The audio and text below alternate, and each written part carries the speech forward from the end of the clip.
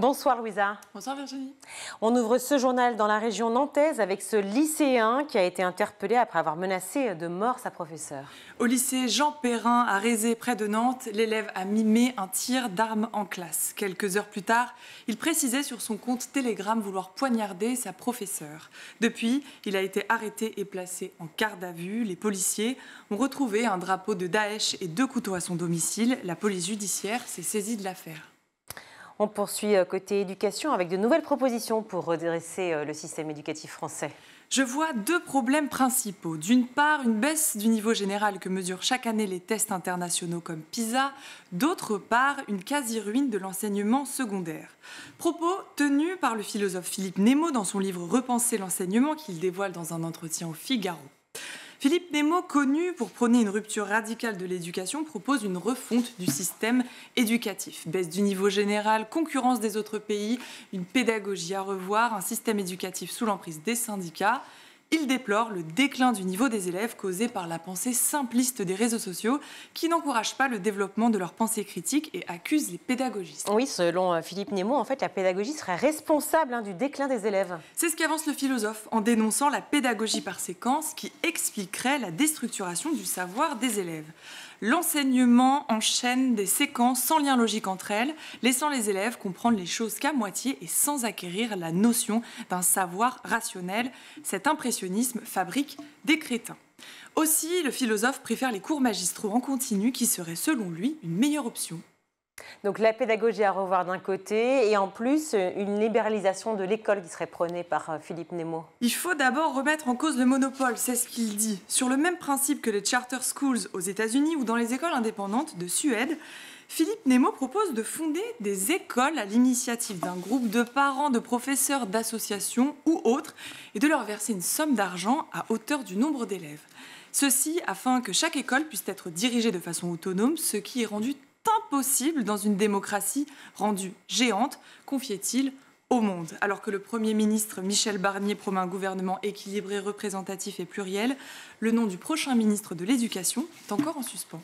On parle du pass culture maintenant, ce chéquier offert aux élèves afin qu'ils puissent s'éduquer et se divertir, se cultiver. Eh bien, on se rend compte qu'il pourrait creuser les inégalités.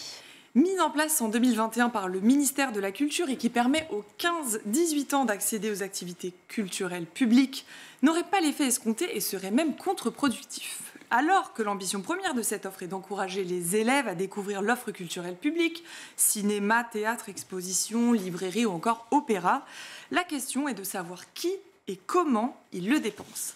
Ce qu'il faut savoir, c'est que 2/3 de l'argent est investi dans des livres, plus précisément des mangas, ou bien dans des jeux vidéo ou films à succès. Ce que souligne Michel Guérin, rédacteur en chef au Monde, est que si les plus aisés profitent davantage de cette offre, l'argent qui devait initialement aider les œuvres et les lieux que l'État et les collectivités subventionnent se retrouve désormais dans le porte-monnaie des producteurs privés, pour la plupart étrangers. Et oui, parce que le pass culture a forcément un coût financier. Oui, Virginie, c'est 260 millions d'euros, c'est le prix du pass culture, près de 3 fois plus que l'argent dépensé par l'État pour l'éducation artistique. L'ancienne ministre de la Culture démissionnaire, Rachida Dati, était contre ce pass et promettait, je cite, de gommer les inégalités territoriales et sociales qu'il génère. Une autre mesure plus profitable a été mise en place en 2022 dans les collèges et lycées. Il s'agit du médiateur. Ce n'est plus un pass individuel, mais collectif, car c'est l'enseignant qui dispose du budget pour les élèves. À l'aube du nouveau budget 2025, la question est de savoir si ce pass culture sera toujours d'actualité dans les mois à venir. On se rend désormais à Pau, où le directeur de l'Immaculée Conception a été mis à pied pour manquement à la laïcité.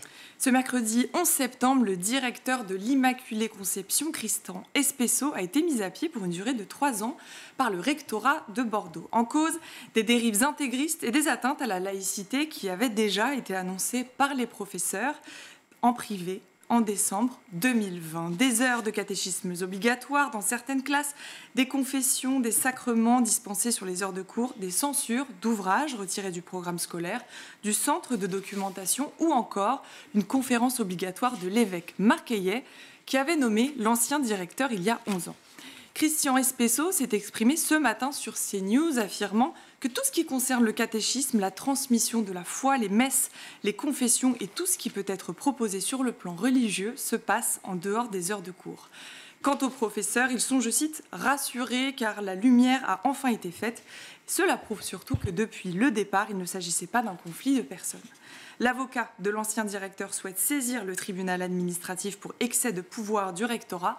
Et en attendant, Christian Espesso peut toujours continuer d'enseigner ou d'exercer dans des fonctions administratives dans cet établissement ou un autre. Pour rappel, depuis les lois Ferry de 1882, l'école est publique, gratuite et obligatoire, ainsi que laïque. Les enseignements religieux sont remplacés par des cours d'instruction morale et civique. L'éducation religieuse est quant à elle à effectuer en dehors de l'école. Alors que les faits JO planent encore au-dessus de nos têtes, la bonne nouvelle, c'est que le bénévolat associatif et surtout sportif ne cesse de progresser chez les jeunes. Oui, Virginie, c'est la bonne nouvelle du jour. Selon le baromètre de la direction de la jeunesse, de l'éducation populaire et de la vie associative sur la jeunesse en 2023, 3 jeunes sur 10 donnent de leur temps au moins une fois par mois.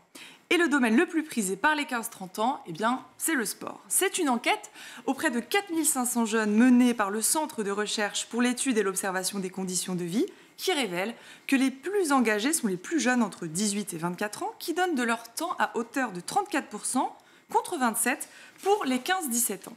Et dans un contexte où les associations ont du mal à trouver des fonds et des volontaires, cette étude souffle comme un vent d'air frais pour celle-ci. Alors pourquoi le sport est le domaine le plus prisé par les jeunes ?